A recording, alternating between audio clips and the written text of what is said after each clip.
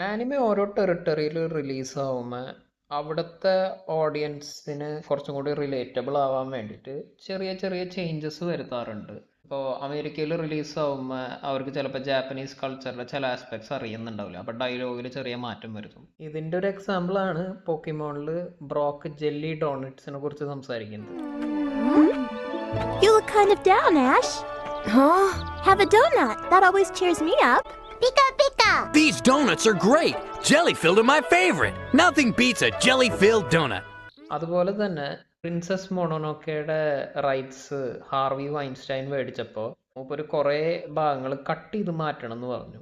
കാരണം American ഓഡിയൻസസിന് relatable ആക്കാൻ വേണ്ടിയിട്ട് കുറേ കട്ട്സ് വേണമെന്ന് പറഞ്ഞു. ഇതിന് റെസ്പോൺസ് ആയിട്ട് സ്റ്റുഡിയോ ജിബ്ലി എന്ത് ചെയ്തു എന്ന് വെച്ചിട്ടുണ്ടെങ്കിൽ ഒരു കാറ്റാനയില്ലേ, അവരുടെ വാൾ, ജാപ്പനീസ് വാൾ ഉണ്ടല്ലോ, അതുമ്മ നോ കട്ട്സ് എന്ന് എൻഗ്രേവ് ചെയ്തിട്ട് മൂപ്പർക്ക് അയച്ചു കൊടുത്തു. ശരിക്കുള്ള വാളൊന്നും ആയിരുന്നില്ല എന്ന് തോന്നുന്നു, ഒരു റെപ്ലിക്കാൻ കണ്ടു. പക്ഷെ അവർക്ക് മെസ്സേജ് കിട്ടി. അങ്ങനെ കട്ട്സ് ഒന്നും ഇല്ലാണ്ടാണ് അമേരിക്കയിൽ അത് റിലീസ് ചെയ്തത്. കുറേ ആൾക്കാർ ഇത് മിയസാക്കി മൂപ്പര് സ്വയം ആണ് ആ വാള് ഹാർവി വൈൻസ്റ്റീന് അയച്ചു കൊടുത്തതെന്ന് പറയുന്നുണ്ട്. പക്ഷെ ഒരു ഇൻ്റർവ്യൂവിൽ മിയസാക്കി തന്നെ പറഞ്ഞിട്ടുണ്ട് അത് പ്രിൻസസ് മൊണോനോക്കയുടെ പ്രൊഡ്യൂസറായിരുന്നു, സുസുക്കി എന്ന് പറഞ്ഞ ആളായിരുന്നു ആ വാള അയച്ചു കൊടുത്തത്. എന്തായാലും അവർ അവരുടെ ഫിലിമിൻ്റെ ഇൻറ്റഗ്രിറ്റി മെയിൻറ്റെയിൻ ചെയ്യാൻ ഭയങ്കര അഡമൻ്റ് ആയിരുന്നു. ആൻഡ് റൈറ്റ്ലി സോ, കാരണം അത്രയും ബ്യൂട്ടിഫുൾ ആയ ഒരു മൂവിയാണ്. ഇതുപോലെ കൂടുതൽ ആനിമെ റിലേറ്റഡ് വീഡിയോസിന് സബ്സ്ക്രൈബ് ബട്ടൺ ഞെക്കൂട്ടോ.